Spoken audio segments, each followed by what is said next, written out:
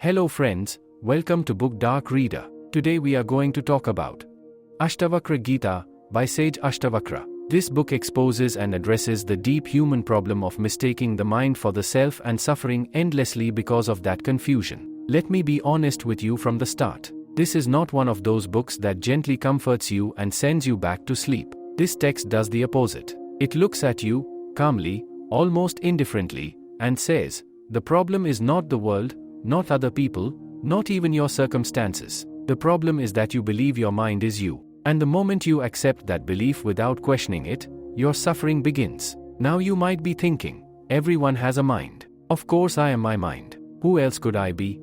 That reaction is normal, almost automatic. And this is exactly where Ashtavakra starts dismantling you. Not emotionally, not philosophically, but existentially. He doesn't argue with your thoughts. He questions the very authority you've given them. The Ashtavakra Gita opens with a shocking simplicity. There is no long preparation, no ritual entry, no gradual warm-up. It cuts straight to the core. You are not the body, you are not the mind, you are not the doer, you are awareness itself, clean, untouched, watching. And if this sounds abstract to you, good. That discomfort is intentional. This line is not meant to be understood immediately. It is meant to interrupt you. This is where people stop reading. Because the mind hates being questioned. The mind survives by being believed. The moment you hear, you are not the mind, something inside you becomes defensive. You might feel irritation, or skepticism, or boredom. Be honest with yourself. That reaction is not intelligence. That reaction is fear. Because if this is true, then almost everything you've built your identity on becomes unstable. Ashtavakra doesn't ask you to improve the mind. He doesn't ask you to purify it, discipline it, or elevate it. That alone should disturb you. Almost every system you've encountered says the mind must be trained, controlled, perfected. Ashtavakra says something far more dangerous. The mind is a misunderstanding. You don't fix a misunderstanding. You see through it. There's a line in the original Sanskrit that hits like a quiet explosion.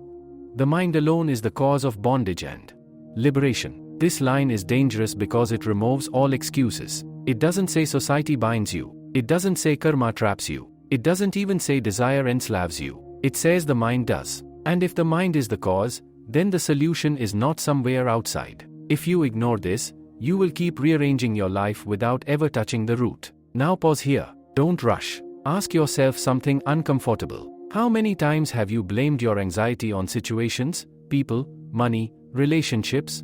And how rarely have you questioned the machinery inside that interprets all of it?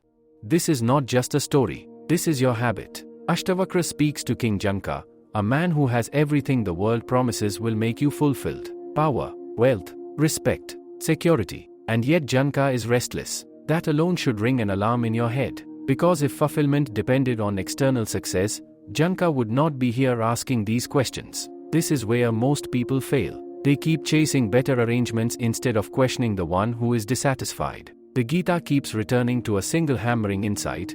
You suffer because you identify with thoughts. Thoughts arise. You grab them. You say, this is me, and then you drown in them. Ashtavakra says awareness does not drown. Only identification does. You've done this too, haven't you?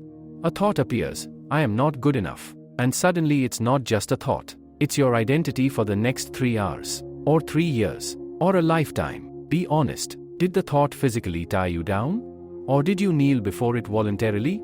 Here is where the text becomes almost cruel in its clarity. It says liberation is not an achievement. It is a recognition. You are already free, but you are busy pretending to be bound. And pretending has consequences. Real emotional consequences. Real psychological suffering. You won't enjoy hearing this, but your pain is not proof of depth. It is proof of misunderstanding. Ashtavakra repeatedly points out that the self, your real nature, is untouched by pleasure and pain. It witnesses joy without becoming joyful. It witnesses sorrow without becoming broken. This is not emotional suppression. This is not detachment in the cold sense. This is about location. Where are you standing when experiences happen?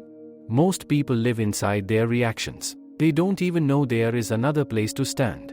And this is where resistance appears. Because if you are not your emotions, not your thoughts, not your roles, then who are you when all of that is seen from a distance?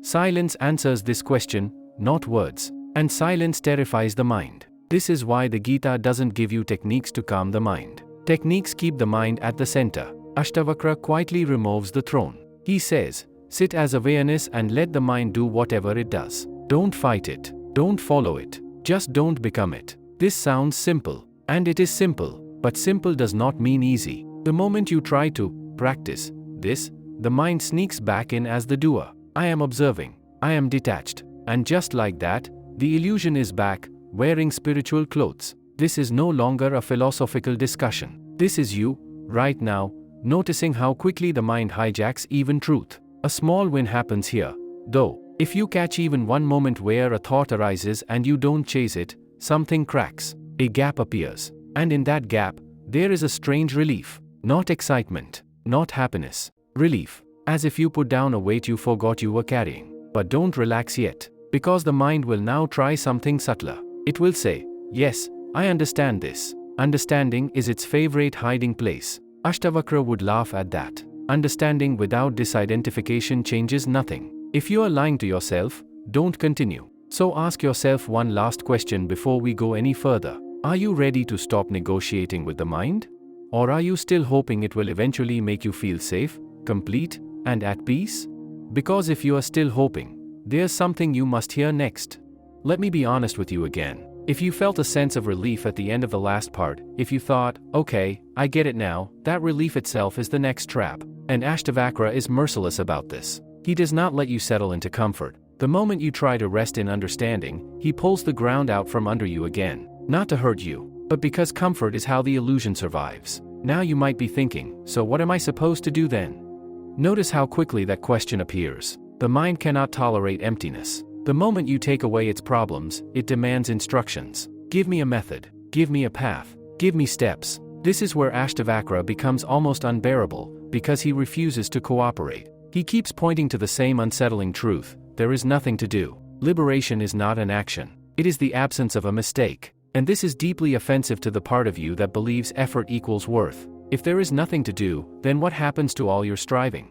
Your discipline? Your identity as someone who is working on themselves? This is where people quietly close the book. Ashtavakra says, again and again, that you are already what you are seeking. Not will be. Not can become. Already. And the mind immediately turns this into a concept. Yes, I am awareness. Be careful here. This line might make you uncomfortable. Saying, I am awareness, while still reacting, suffering, clinging, and fearing is not realization. It is camouflage. There is a sharp line in the original text. You are not the body is not yours, you are neither the enjoyer nor the sufferer. This is dangerous because it attacks the emotional core of identity. If you are not the enjoyer, then what happens to your pleasures? If you are not the sufferer, then what happens to your pain stories?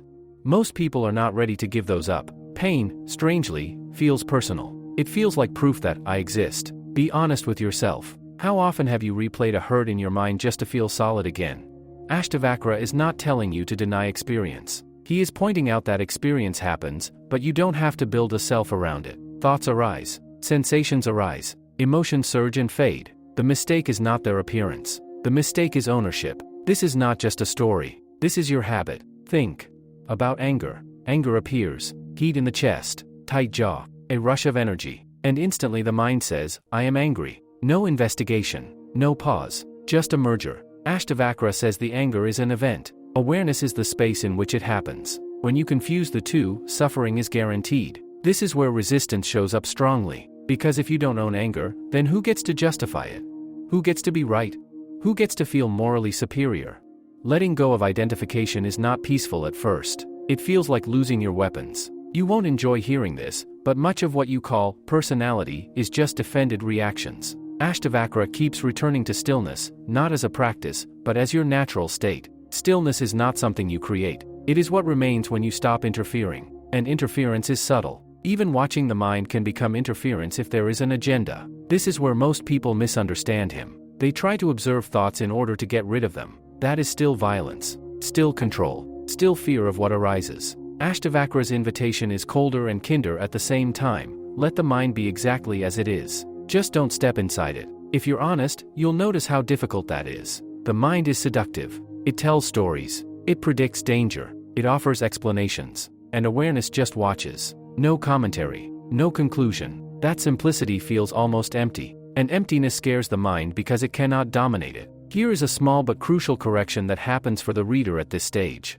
You begin to see that freedom is not a dramatic experience. It is not fireworks. It is not blissful tears. It is the quiet absence of unnecessary tension. And that quietness feels unfamiliar because you've lived so long in mental noise. A small win happens when you catch yourself about to react and something pauses. Not because you forced it, but because you didn't rush to identify. That pause is not yours. It belongs to awareness. And in that pause, there is intelligence without effort. But don't romanticize it. The next mistake comes quickly. The mind says, I am becoming detached. And the moment that sentence appears, detachment is gone. This is not failure. This is exposure. You are seeing how fast identification regenerates. This is where Ashtavakra's teaching becomes almost ruthless. He does not console you for these slips.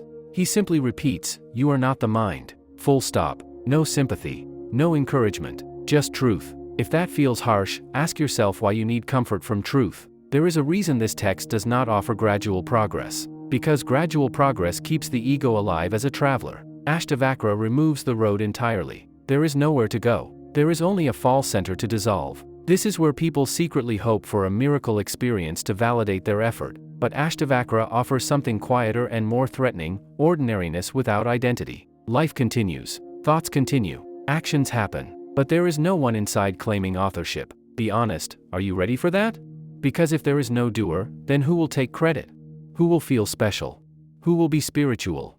This is the unease you are meant to feel now. And if you are trying to escape it by understanding more, reading faster, or agreeing intellectually, you are missing something crucial. The real question is not whether this teaching is true. The real question is whether you are willing to stop hiding behind the mind long enough to see what remains when it is not believed. And if you are even slightly afraid of that answer, something subtle has happened by now, whether you admit it or not. You are no longer just hearing ideas. You are starting to notice friction inside. A quiet tension. Part of you wants to keep going, and part of you wants to escape. That split is important. That split means the teaching is no longer theoretical. It has started to touch identity. Let me be honest with you. This is usually the point where people try to turn Ashtavakra into a philosophy. They start saying things like, yes, this is non-dualism, or this is radical awareness. That move is not intelligence. It's protection. Turning fire into a concept is how the mind avoids getting burned. Ashtavakra is not interested in your worldview. He is interested in removing the one who needs a worldview. Now you might be thinking, but if I stop identifying with the mind, how will I function? How will decisions be made? How will life move forward? This fear is very common, and it reveals something uncomfortable. You secretly believe chaos will take over if you are not constantly managing everything mentally. This line might make you uncomfortable, but hear it carefully. Life was functioning before you learned to overthink it. Ashtavakra points out something that almost no one wants to see. Action does not require a psychological self. Breathing happens. Walking happens. Speaking happens. Even complex tasks happen. The idea that, I am doing this, is added afterward. It is commentary, not causation. There is a short, sharp line in the text. The wise know the self as awareness that is neither doer nor enjoyer. This is dangerous because it attacks pride at its root. If you are not the doer, then what happens to your achievements? What happens to your guilt? What happens to the story you tell yourself about who you are? Be honest with yourself. How much of your suffering is tied to defending an image? This is not just a story. This is your habit. Think about regret. You replay the past and say, I should not have done that. That sentence assumes a solid doer who could have acted differently. Ashtavakra is not excusing harmful behavior. He is dissolving the psychological whip you keep using on yourself. Responsibility exists in the world. Guilt exists only in the mind. This is where people misunderstand him and panic. They think, if there is no doer, then anything goes. That is fear speaking, not insight. When identification drops, clarity increases. Harm comes from confusion, not from awareness. The mind needs rules because it is blind. Awareness doesn't. You won't enjoy hearing this, but most morality is fear-based. Ashtavakra keeps cutting deeper. He says bondage is not caused by desire itself, but by the belief I desire. Pleasure arises. Pain arises. Desire arises. The problem is not their appearance. The problem is your loyalty to them. Notice how this changes the entire struggle. You are no longer trying to kill desire or purify thought.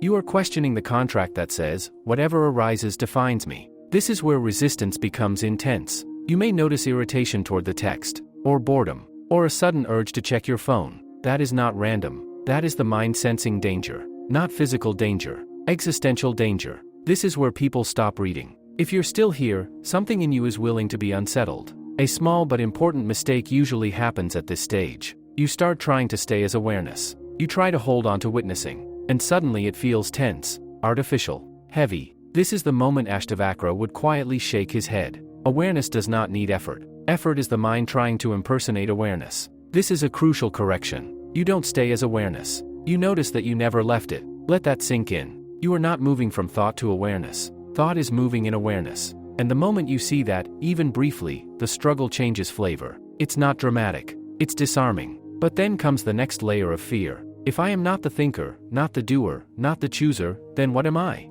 The mind desperately wants an answer it can store. Ashtavakra refuses to give it one. Any answer would become a new identity. Silence is the answer, and silence cannot be owned. Be honest, do you feel a slight panic at that?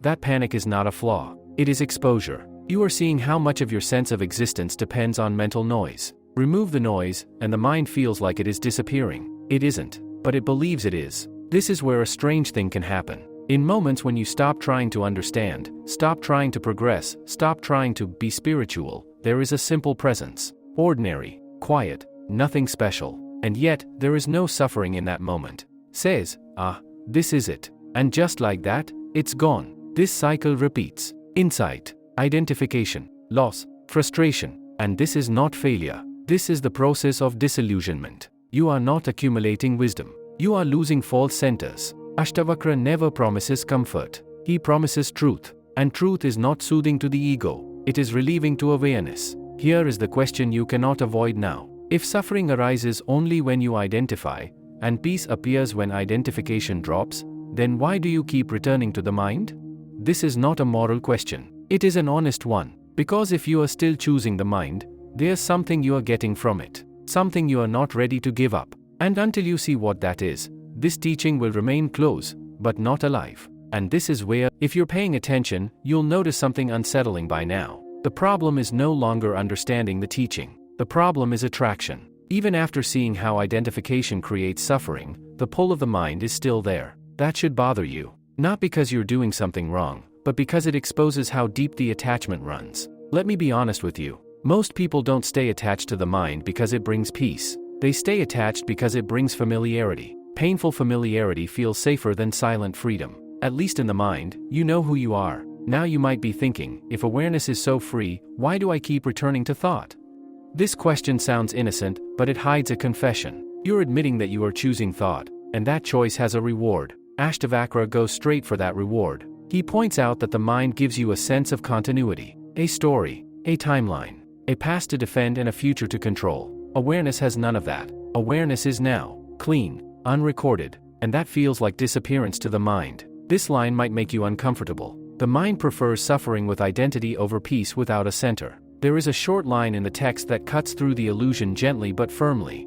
Abandon the mind. In abandoning the mind is liberation. This is dangerous because it sounds extreme. Abandon the mind?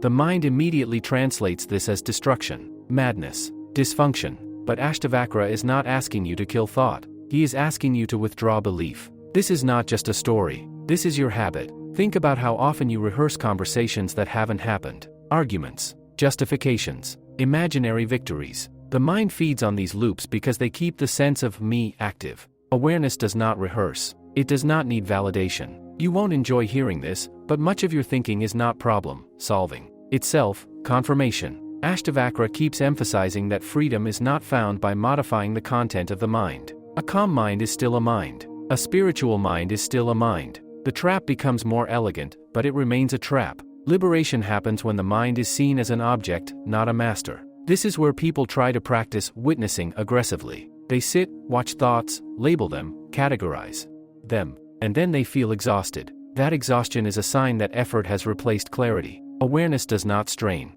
Here is a small correction that matters. You are not supposed to keep attention on awareness. Attention belongs to the mind. Awareness is what notices attention moving. When you try to hold awareness, you turn it into an object, and the illusion rebuilds itself. Let that land. A small win happens when you stop interfering. When you let thoughts rise and fall without commentary, without hope of outcome. For a moment, life feels self-sufficient. Breathing happens. Sounds come and go. There is no inner narrator explaining everything. And strangely, nothing is missing. But then fear creeps in, subtle, quiet. If I stay like this, will I disappear?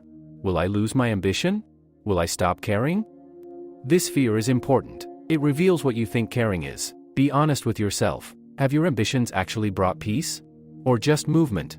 Ashtavakra does not say you must renounce action. He says renounce identification. Action without a psychological center is lighter, more precise, and less cruel. But the mind cannot imagine this. It only knows action as struggle. This is where people stop reading. If you're still here, you might notice another layer dissolving. The idea that effort equals depth. The idea that seriousness equals truth. Ashtavakra's tone is almost playful at times. Not because this is a game, but because the cosmic joke is simple. You are suffering over something that was never real. That realization can sting. Because it means years of effort were misdirected. It means the search itself was the problem. You won't enjoy hearing this, but the seeker is just another role. Here comes the uncomfortable realization. The mind doesn't want liberation. It wants improvement. Liberation ends the game. Improvement keeps it alive. So ask yourself, slowly and honestly, are you here to end suffering, or are you here to become something uncomfortable? Should be clear by now. The teaching is not failing you. You are not failing the teaching either. What's failing is the silent contract you still have with becoming. Somewhere inside, there is still a belief that this understanding should turn into a better version of you, quieter, wiser, less reactive. And that belief is the last refuge of the mind. Let me be honest with you. The mind does not want freedom. It wants credit for freedom. Now you might be thinking, but isn't change supposed to happen? This question sounds reasonable, even mature. But look closely. Who wants the change? Who is imagining the after state? The moment you project a future version of yourself who is more awakened, the mind is back in control, planning its own survival. This is where Ashtavakra becomes almost ruthless. He doesn't encourage gradual transformation. He doesn't praise effort. He doesn't even celebrate insight. He keeps returning to the same unmoving point. You are already what you are looking for, and the search itself is the obstruction. This line is sharp and dangerous. There is no liberation, no bondage, no seeker, and no path. Read that again, slowly. This is not poetic exaggeration. This is a complete demolition. If there is no seeker, then who has been reading? If there is no path, then what have you been walking on? The mind hears this and feels insulted. It should. This teaching is not here to negotiate. You won't enjoy hearing this, but the desire to be free is still desire. This is not just a story. This is your habit. Notice how often you think, I should be less anxious, or I need to let go more, or I am close, but not there yet. Each of these sentences assumes a future resolution and a present inadequacy. Ashtavakra is pointing out that this structure is the suffering itself. This is where many people misunderstand and fall into passivity. They think, if there is nothing to do, then I'll just sit and wait. That is still doing. Waiting for freedom is just delayed ambition. Ashtavakra is not advocating laziness. He is exposing a deeper illusion. The illusion that the self is on a timeline. Be honest with yourself. Has time ever solved your inner conflict? Or has it just rearranged the story? Here comes resistance in a new form. You might feel irritation toward the text now, or a subtle disappointment. Is this it?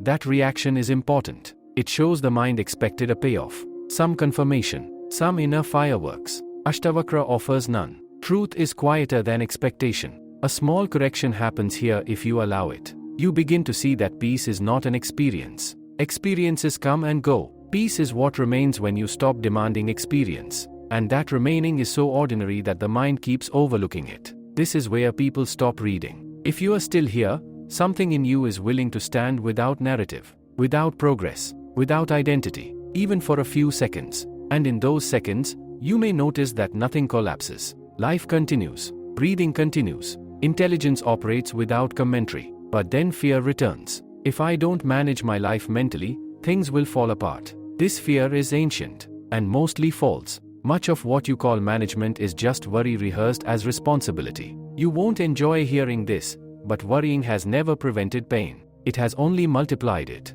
Ashtavakra keeps pointing back to the same simplicity. You are awareness, not becoming aware, not moving toward awareness, already aware. And the moment this is not turned into an idea, something relaxes, not dramatically, subtly, like unclenching a fist you didn't know was tight. Another mistake appears here. The mind says, I should stay like this. And immediately, tension returns. Staying is effort. Awareness does not stay. This is the paradox that frustrates seekers. The more you try to hold truth, the more it slips. Not because it is fragile, but because holding is the wrong gesture. A small win happens when you notice this cycle without judgment. Trying, failing, seeing the failure, letting go. This seeing is not yours. It is awareness recognizing its own obstruction. And now comes the most uncomfortable realization so far. If there is nothing to achieve, nothing to purify, nothing to reach, then what have you been postponing life for? Be honest, how much of your living has been delayed until, after I fix myself? Ashtavakra leaves you here intentionally. No reassurance, no conclusion, just this open question hanging in the air. Because until you see how deeply you, at this point, the tension is no longer subtle. Something inside you is unsettled in a way that doesn't have a name. You might feel exposed, slightly irritated, or strangely quiet. That's not confusion. That's the collapse of a familiar inner posture. And the mind does not like losing posture. It prefers standing on something, even if that something hurts. Let me be honest with you. What's being threatened now is not your suffering. It's your sense of control. Up to this point, the mind could still pretend it was working on awakening. It could frame this whole process as self-improvement. But Ashtavakra has quietly removed even that option. There is no ladder left to climb. And without a ladder, the climber feels useless. Now you might be thinking, if I let go completely, won't I become irresponsible, passive, indifferent? This fear sounds practical, but it hides a deeper anxiety. You are afraid that without inner pressure, you won't exist properly. This is where Ashtavakra draws a sharp distinction most people miss. He is not asking you to stop caring. He is asking you to stop clinging. Caring without clinging looks unfamiliar, so the mind labels it dangerous. There is a line that feels almost offensive in its calmness.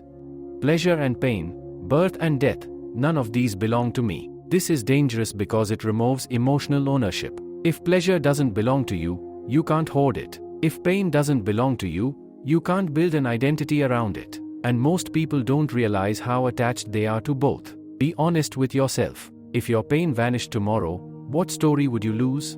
This is not just a story. This is your habit. Look at how often you introduce yourself internally through struggle. I am someone who has been through a lot. I am someone who is trying to heal. These may sound honest, even noble, but they are still identities. And Ashtavakra is not interested in decorating the prison. He is pointing out the door. This is where a new kind of resistance appears. Instead of arguing, the mind tries to go numb. It says, fine, nothing matters then. That's not insight. That's disappointment wearing wisdom's clothes. Ashtavakra is not saying nothing matters. He is saying nothing needs to be owned. You won't enjoy hearing this, but indifference is just another form of avoidance. As the text deepens, it becomes clear that suffering is not caused by events. Events are neutral. Suffering is caused by insistence. Insistence that life match your mental blueprint. Insistence that experiences mean something about you. Notice how this lands. Most of your exhaustion comes from insisting. A small correction happens here.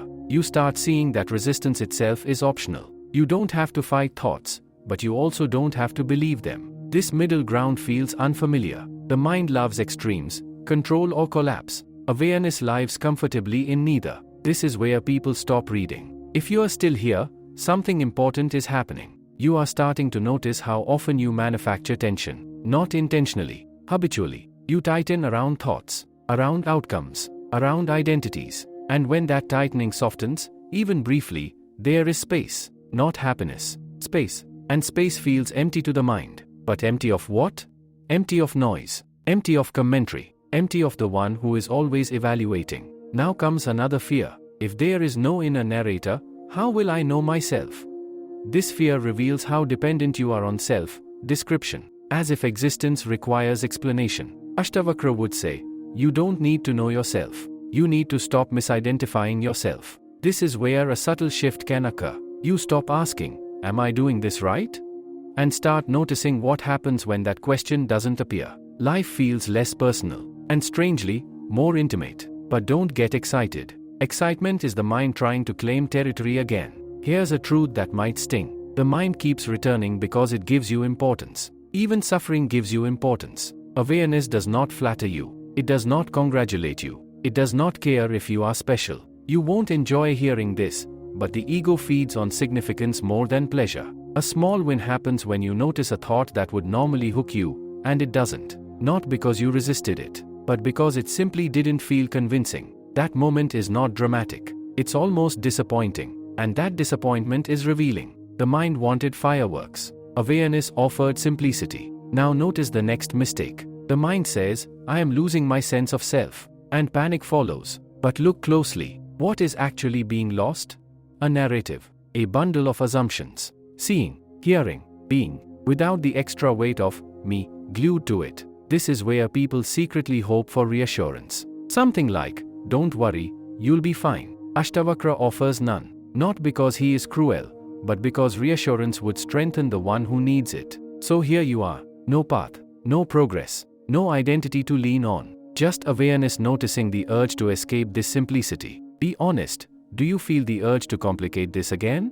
Because if you do, you are about to see something even more unsettling. The mind doesn't just create suffering, it creates meaning to justify its existence. And once that becomes visible, by now, something should feel stripped down inside you. Not lighter in a blissful way, but exposed, like layers have been removed and there's nowhere left to hide. This is usually where the mind changes strategy. When it can no longer argue, improve, or control, it reaches for meaning. Let me be honest with you. Meaning is one of the mind's most sophisticated hiding places. You might be thinking, if there is no self, no doer, no path, then what is the point of living? This question feels deep, philosophical, almost noble. But look closely. It is not curiosity. It is fear asking for a new structure. Ashtavakra sees this clearly. That's why he refuses to replace old meanings with spiritual ones. He doesn't offer purpose. He offers freedom from the need for purpose. This line might make you uncomfortable, because it attacks something very dear. Life does not exist for duty, pleasure, wealth, or even liberation. This is dangerous because it pulls the rug from under all the reasons you've been using to justify existence. If life does not exist for a goal, then existence is no longer a project. And the mind hates that. Projects give it relevance. This is not just a story. This is your habit. Think about how often you ask, what should I do with my life? That question assumes life is incomplete without a plan. Ashtavakra is pointing to something radical. Life is already complete. It doesn't need a mission statement. You won't enjoy hearing this, but the hunger for meaning is often the fear of being ordinary. Ordinariness feels like death to the ego. Without a special role, a special destiny, a special struggle, the mind feels invisible. And invisibility feels like annihilation. This is where resistance becomes existential. You may feel a dull emptiness, or a sudden sadness without a story, or a restlessness that doesn't know what it wants. Don't rush to fix this. This discomfort is not a problem. It is a detox. This is where people stop reading. If you are still here, you are doing something rare. You are allowing the collapse of borrowed meanings. And without them, life looks naked. Just sensations, just movements, just moments passing. The mind will protest. This is pointless. But notice something important. When the mind says, pointless, what it really means is, I don't know how to insert myself here. Ashtavakra is not advocating nihilism. Nihilism is still a philosophy, still a conclusion. He is pointing to something prior to conclusions. Existence without commentary. Be honest. When you are fully absorbed in a simple moment, do you need meaning? Or does meaning only appear afterward, as an explanation? A small correction happens here. You begin to see that meaning is not discovered. It is assigned. And assignment is an act of the mind. Awareness does not assign. It experiences. This realization can feel destabilizing. If nothing has inherent meaning, then why care? The mind equates caring with narrative. But caring can exist without stories. In fact, it becomes cleaner without them. You won't enjoy hearing this, but many of your values are inherited scripts. Ashtavakra is not asking you to abandon compassion, love, or engagement. He is pointing out that these don't need justification. They arise naturally when there is no self-centered calculation interfering. This is where a subtle shift can happen. Action becomes simpler, less dramatic. You do what needs to be done without turning it into a statement about who you are. And strangely, this feels more honest. But the mind quickly tries to claim this simplicity. I am becoming free from meaning. And just like that, meaning sneaks back in through the back door. Notice the pattern. Every time awareness opens, the mind tries to own the opening. This is not failure. This is exposure. Another uncomfortable truth surfaces here. If life does not owe you meaning, then it also does not owe you happiness. This can feel harsh, but it is also freeing.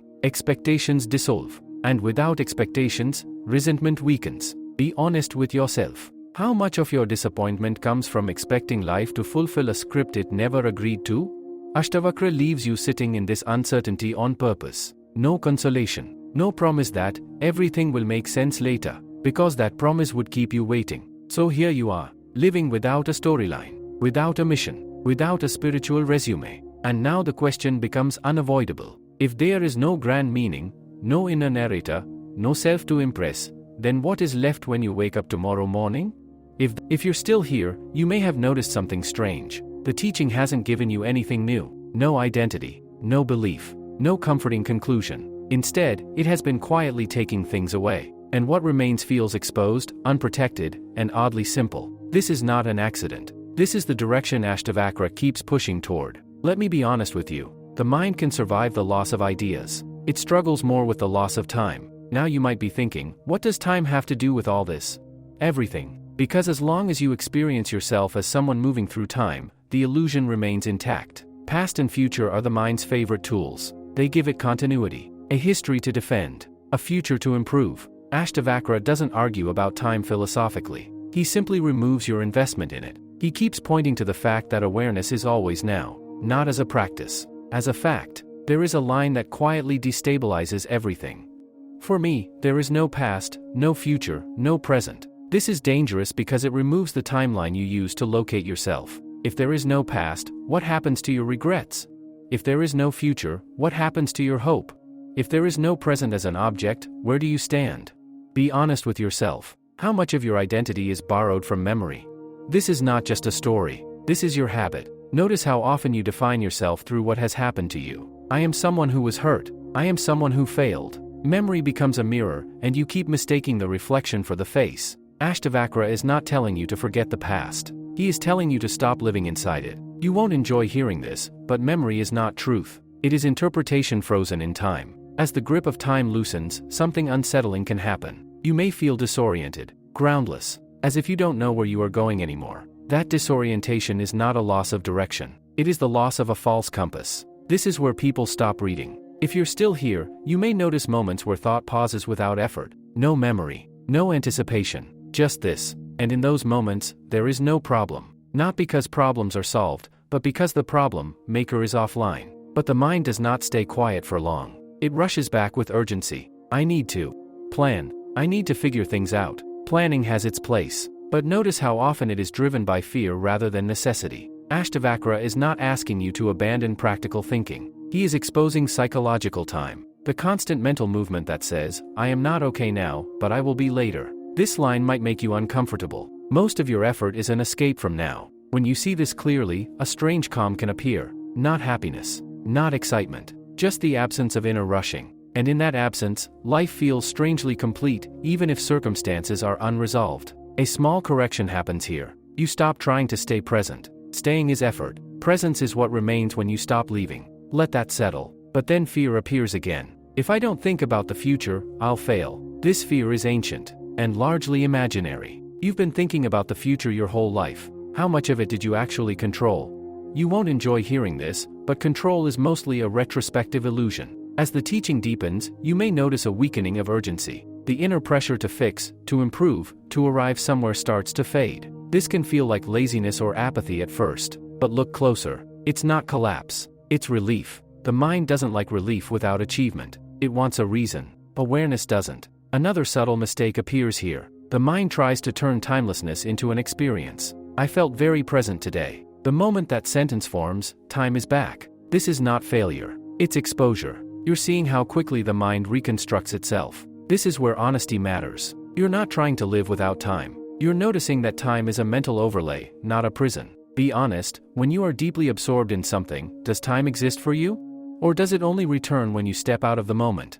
Ashtavakra is pointing to that absorption as your natural state, not a special experience. You've tasted it many times. You just didn't call it freedom. Now here comes the unsettling realization. If there is no psychological time, then there is no waiting. And if there is no waiting, then the idea of later I will be free collapses. So ask yourself this, slowly and sincerely. If freedom is not in the future, and suffering is not in the past, by now, the ground beneath the mind feels thinner. Time is no longer reliable. Meaning has loosened its grip. Identity doesn't feel as solid as it once did. And in this openness, a new and very quiet fear appears. Not the loud fear of loss or failure, a subtler one. The fear of nothing happening. Let me be honest with you. The mind is addicted to movement. Even suffering is a kind of movement. Silence feels like starvation to it. Now you might be thinking, if I stop identifying, stop projecting, stop searching, won't my life become flat?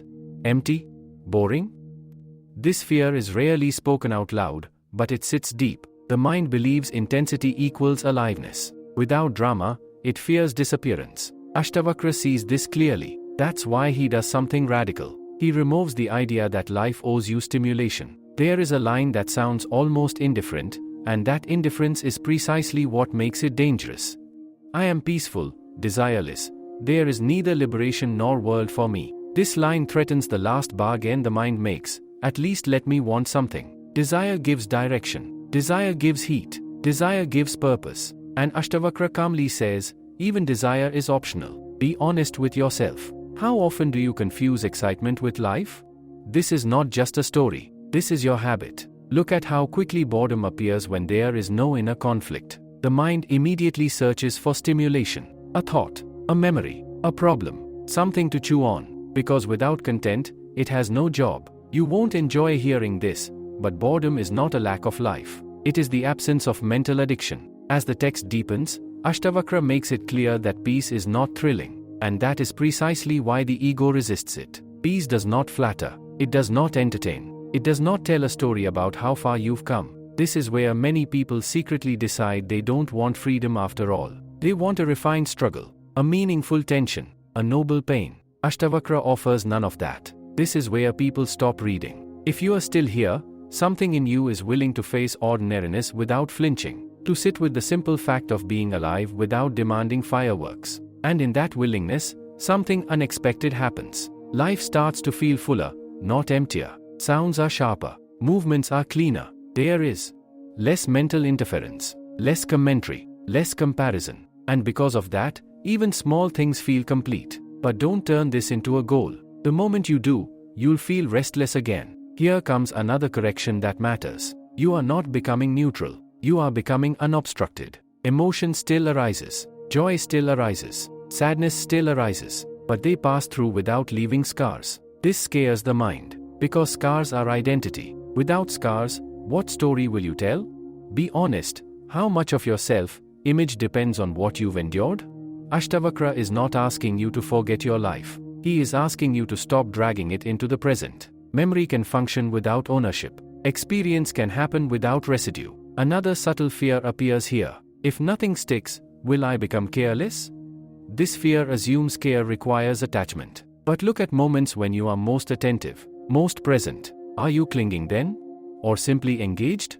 You won't enjoy hearing this, but attachment dulls care. It doesn't deepen it. As identification weakens, you may notice that actions happen more spontaneously. Less hesitation, less internal debate. This can feel unsettling because you are used to thinking before every move. But thinking is not intelligence. It is often delay dressed as wisdom. This doesn't mean recklessness. It means responsiveness. Life responding to life, without a middleman constantly narrating. Here's where the mind tries its last trick. It says, I am afraid of becoming nothing. That sentence hides a belief that nothingness is worse than suffering. Ashtavakra does not deny nothingness. He simply points out that awareness is not threatened by it. Nothingness threatens the ego, not existence. Sit with this carefully. When you say, nothing, what exactly are you afraid of losing?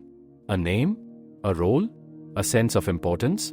These are mental constructs. Awareness loses nothing when they fall. A small win happens when you notice this fear without reacting, without trying to reassure yourself, without reaching for meaning. The fear appears, and then fades, not because you solved it, but because it wasn't fed. And now comes the unsettling quiet. Not emptiness as absence, but emptiness as openness. No urgency to move, no need to conclude, just being. This is where the mind grows uneasy again. Is this all?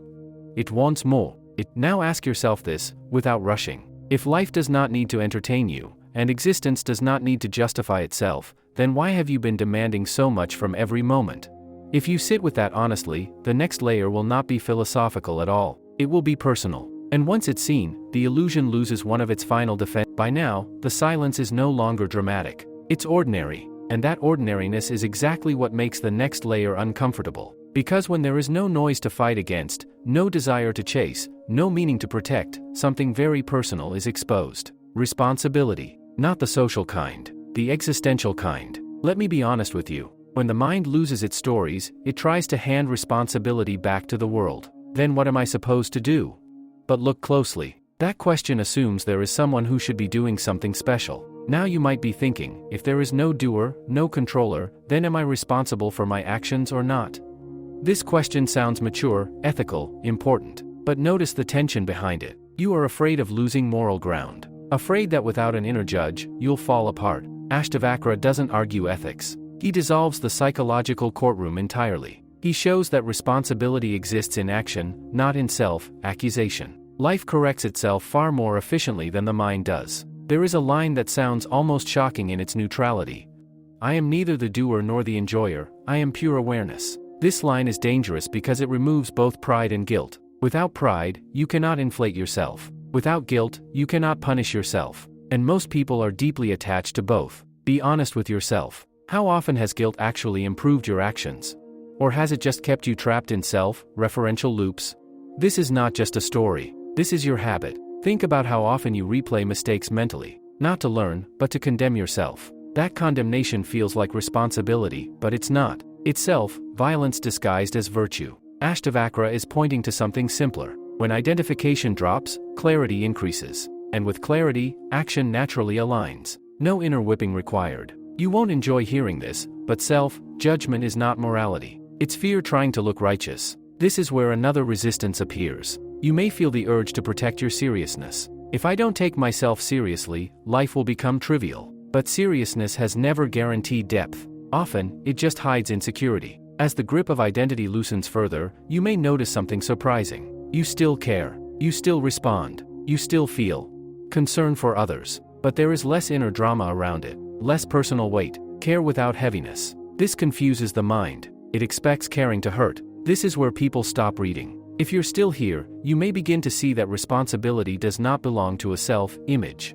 It belongs to the moment. When something needs to be done, it gets done. When something is said, it's said. There is no extra layer of, I should have been better. But then comes another subtle fear. If I don't carry my past mistakes mentally, won't I repeat them?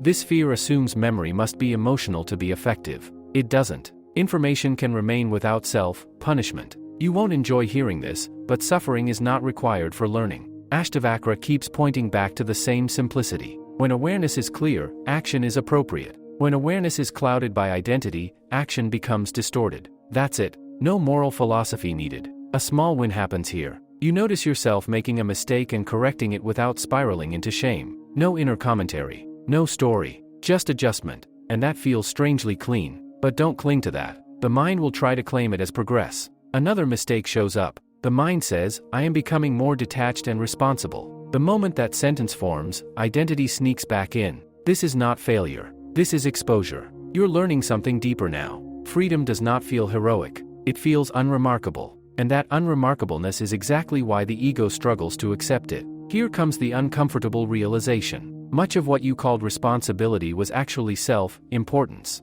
The belief that everything revolved around you doing it right or wrong. Ashtavakra removes that burden. Not to make you careless, but to make you lighter. And lighter things move more accurately. Be honest, without the constant inner pressure to be someone, do you actually function worse? Or do you function with less friction?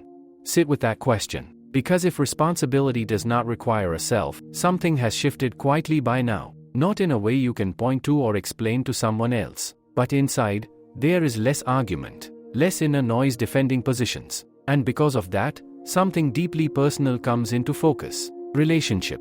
Not with others first. With yourself. Let me be honest with you. Most people don't actually live with themselves. They manage themselves, judge themselves, improve themselves, escape themselves. Very few are simply with themselves without commentary. Now you might be thinking, if there is no self, who is relating to whom? That question sounds clever, but it hides discomfort. Because what's being exposed now is not philosophy. It's loneliness. As identification drops, the usual inner companion disappears. The voice that constantly talks to you, reassures you, scolds you, motivates you. And when that voice quiets, there can be a sense of being alone in a way you've never felt before. This line might make you uncomfortable, because it points straight at that silence. There is only the self everywhere. There is no duality and no non-duality. This is dangerous because it dissolves the inner split. The one who observes and the one who is observed. The one who comforts and the one who needs comfort. When that split collapses, the familiar inner relationship ends. Be honest with yourself. How often have you talked to yourself just to not feel alone?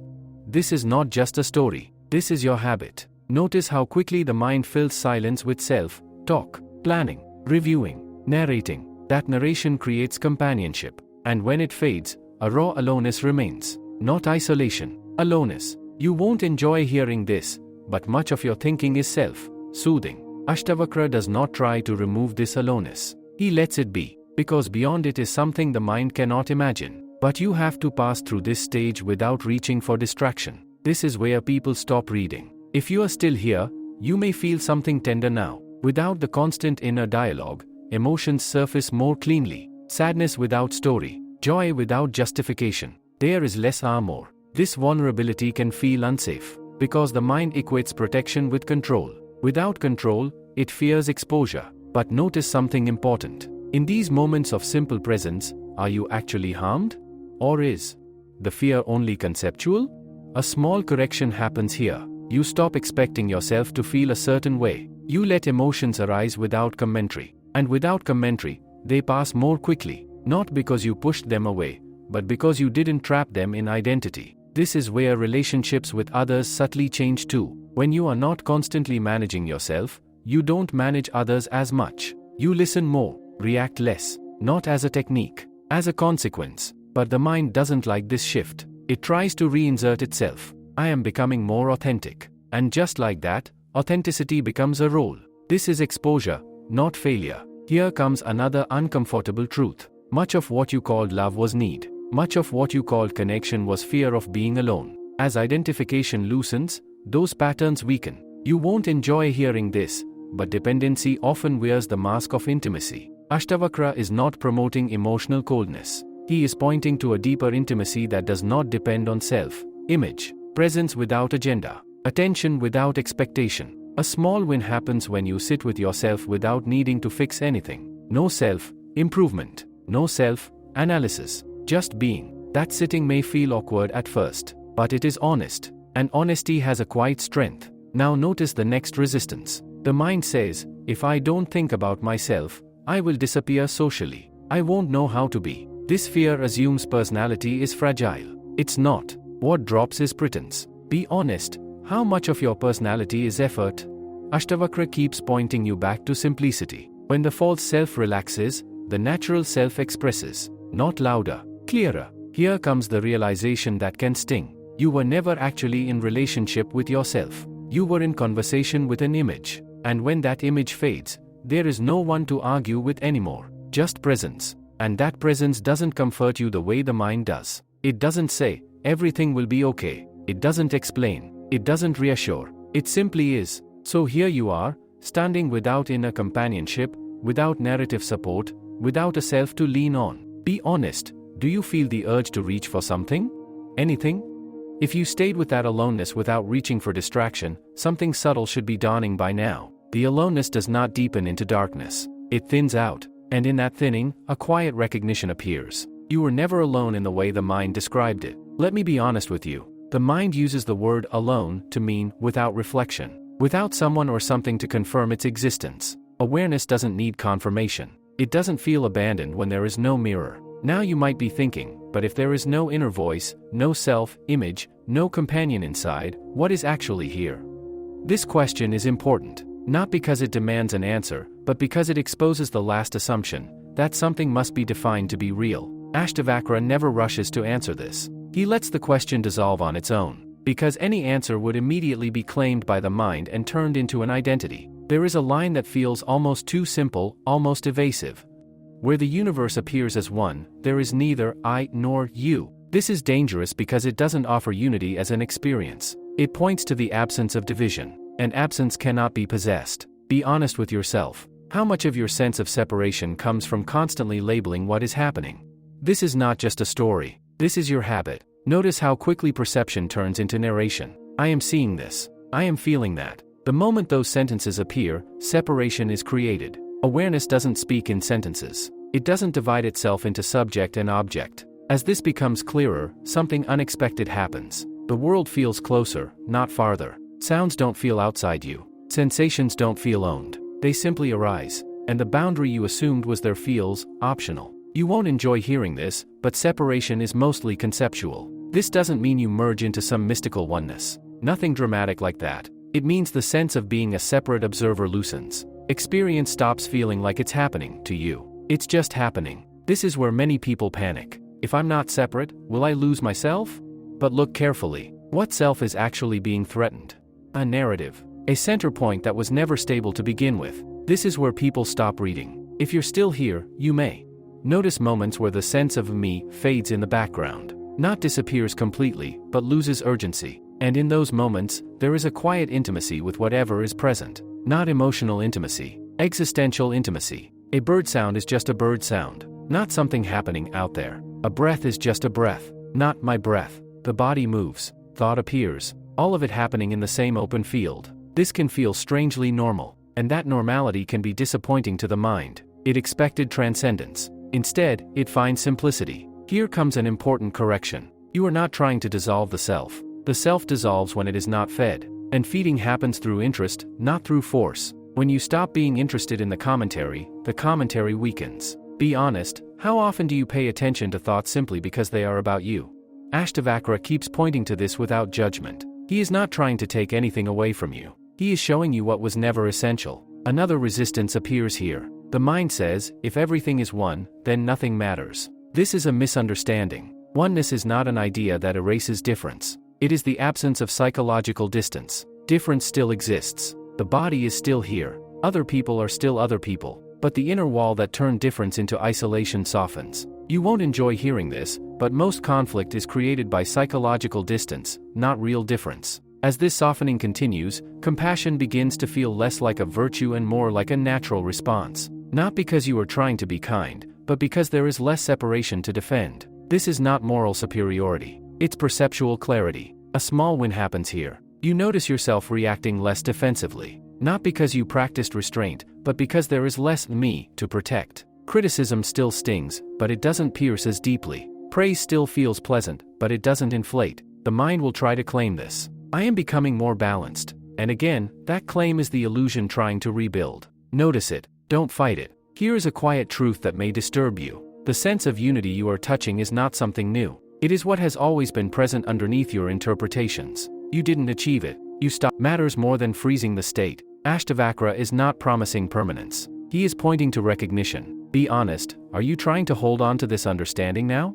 If you are, notice the tension that comes with holding. Holding is fear. Awareness doesn't hold. As this part comes to a close, something essential should be clear. Separation was never solved by connection. It was dissolved by clarity. And clarity doesn't belong to a person. So now you are left with a question that is not philosophical, but deeply practical. If the sense of me is optional, and separation is conceptual, then how do you live among others without slipping back into the old patterns?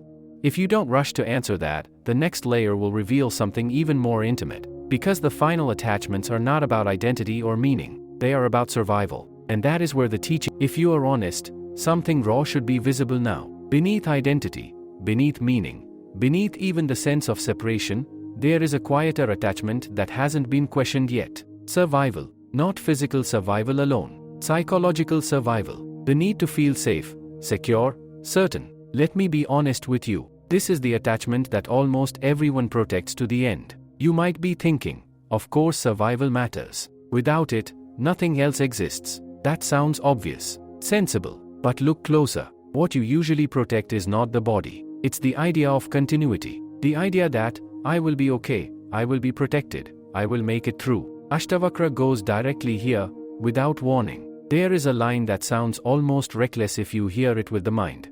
I have no fear of death, nor desire for life. This is dangerous because it attacks the deepest reflex. The reflex to secure yourself against uncertainty. And the mind immediately misreads this as death, worship, or nihilism. It's neither. It's the absence of psychological bargaining. Be honest with yourself. How much of your thinking is insurance against imagined futures?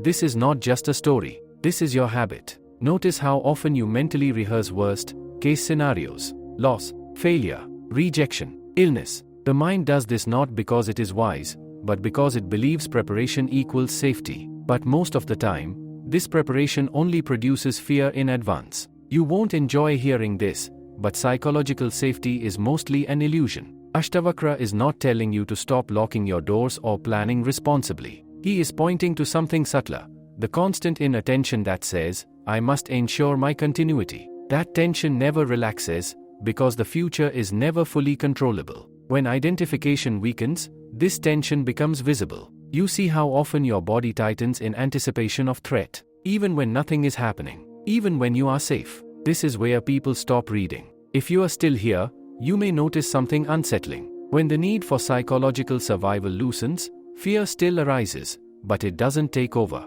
Fear becomes an event, not a command. Sensation, not authority. This is a crucial correction. Fear does not disappear. Its role changes. The mind believes fear keeps you alive. Awareness sees that fear often keeps you trapped. Be honest. How many of your decisions were made to avoid discomfort rather than to respond to reality? Ashtavakra keeps pointing out that clinging to life psychologically is what makes death terrifying. When you are obsessed with continuation, any interruption feels catastrophic. But when identity loosens, the fear of endings weakens. This doesn't make you careless. It makes you present. Here comes resistance in its strongest form. The mind says, if I stop clinging to safety, I will be irresponsible. I will endanger myself and others. This fear sounds moral, but it is rooted in mistrust. Mistrust of life. Mistrust of intelligence without control. You won't enjoy hearing this, but control has never made life safe. It has only made you anxious. A small win happens here. You notice a moment of fear arise and pass without spiraling. No story, no rehearsal, just sensation, then release. And in that release, there is space, not courage. Space. But then the mind tries to own it. I am becoming fearless. That sentence immediately tightens something again. Fearlessness as an identity is still fear in disguise. Ashtavakra is ruthless about this. He does not replace fear with bravery. He dissolves the one who needs to be brave. Here is an uncomfortable truth. The deepest fear is not of dying. It is of not existing as someone. Sit with that. When you imagine death, what scares you most? Pain? Or erasure? The loss of the narrative, me? This is where clarity can cut through everything. Awareness does not fear erasure because it was never a thing. It doesn't begin. It doesn't end. It doesn't survive. It simply is. This is not a belief. It's a recognition that happens when you stop asking awareness to guarantee anything. As this recognition deepens, you may feel strangely unprotected, like there is no psychological safety net anymore. And that exposure feels terrifying at first. But look closely. In this exposure, are you actually harmed? Or is the harm only anticipated? Be honest. Is danger happening right now, or only imagined? Ashtavakra leaves you here without comfort on purpose, because comfort would reinforce the one who seeks protection, and that one is the illusion. Here is where the teaching becomes irreversible. Once you see that survival anxiety is a mental structure, not a fact, you cannot fully believe it again. You may still feel just this moment, alive, unsecured, and the question that remains is not spiritual at all. It is brutally simple. If you are not here to survive as an identity, then why are you here at all? If you don't rush to answer that, the next layer will strip away the final misunderstanding. Because what remains is not about death. It's about life, lived without. If you didn't rush to answer that last question, something should feel very exposed right now. Not dramatic, not mystical, exposed in a quiet, almost ordinary way, as if the last protective layer has been peeled off and there is nothing left to negotiate with. Let me be honest with you. This is the point where the mind has no intelligent move left, no philosophy, no strategy, no spiritual ambition. And when the mind runs out of moves, it becomes very quiet, or very desperate. You might be thinking, if I am not here to survive as an identity, then what is left? Notice the tone of that question. It's no longer curious, it's vulnerable, because what's being questioned now is existence without justification. Ashtavakra does not answer this the way you expect. He does not give you a reason to live. He removes the need for one. There is a line that feels almost unsettling in its simplicity. The liberated one thinks of nothing, wants nothing. This is dangerous because it removes motivation as the center of life. No desire to become, no need to arrive, no project called me that needs completion. Be honest with yourself. How much of your living has been preparation for a future moment that never fully arrives?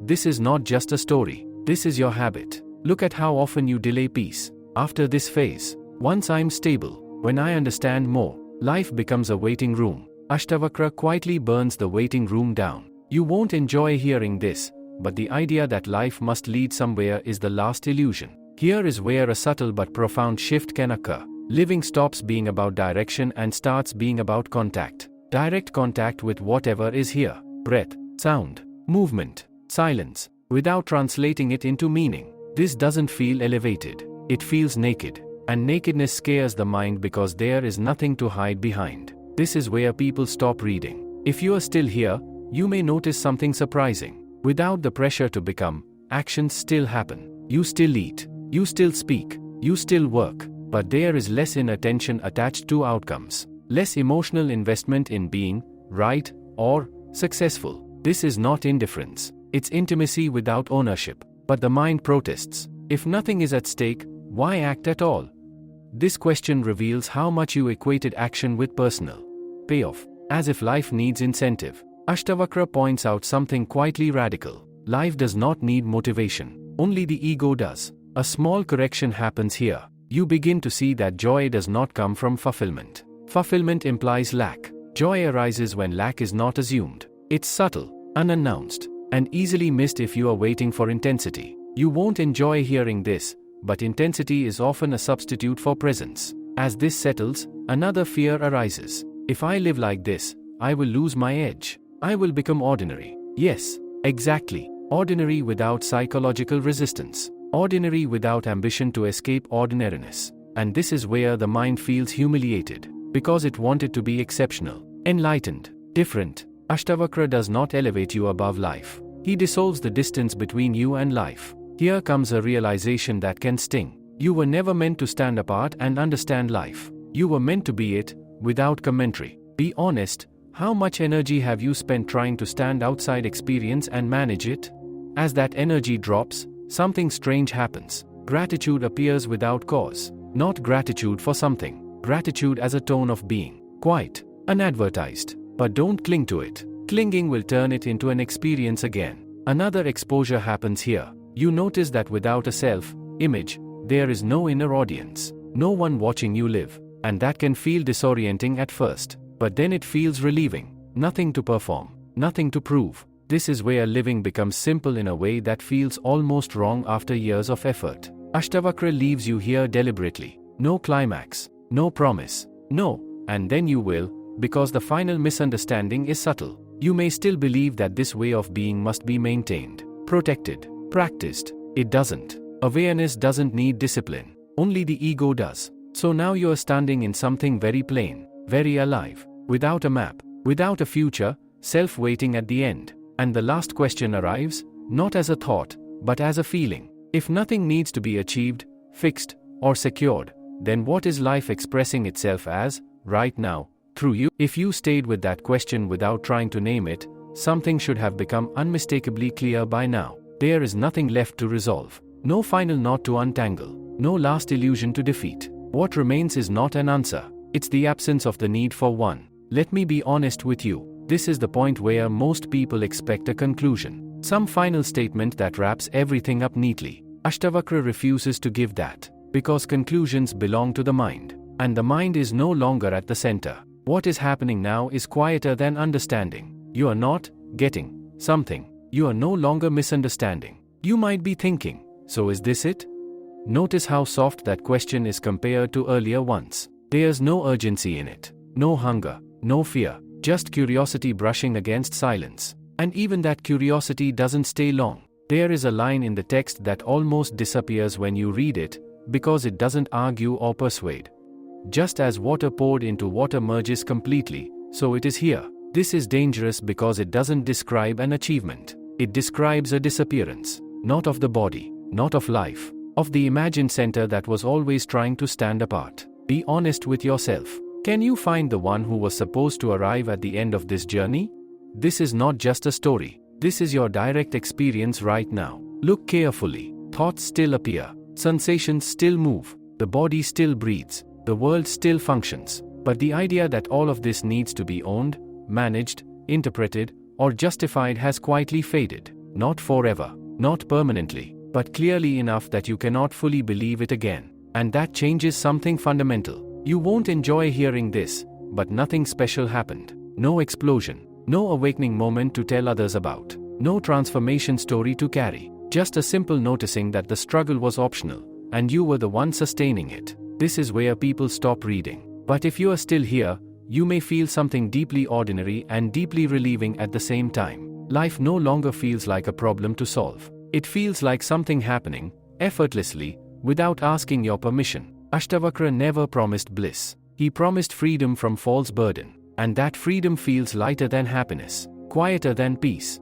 So quiet that the mind often misses it. Here is the final correction, and it's important. This clarity does not belong to you. It never did. That's why it doesn't stay as an experience. It comes and goes as interest shifts. And that's fine. Nothing is broken when identification returns. You just see it sooner. Be honest. Even now, can you feel the mind trying to frame this as, my understanding? That framing is the old reflex. Notice it. Let it pass. The beauty of this teaching is that it doesn't require maintenance. When confusion returns, suffering returns. When confusion drops, suffering drops. No drama, no punishment, no reward. Ashtavakra doesn't ask you to remember this. Memory belongs to the mind. He asks you to see, again and again, that what you are is already free of what comes and goes. There is no final state to protect, no enlightenment to defend, no self to preserve. And that might be the most unsettling thing of all, because now, nothing stands between you and life. No explanation, no shield, no excuse, just this moment, exactly as it is, alive, unclaimed, unfinished. And if you are honest, you'll notice something simple and undeniable right now. Life is happening, without you needing to be someone inside it. And once that is seen, even the idea of finishing the book feels strange, because nothing actually ended. And nothing needs to begin again.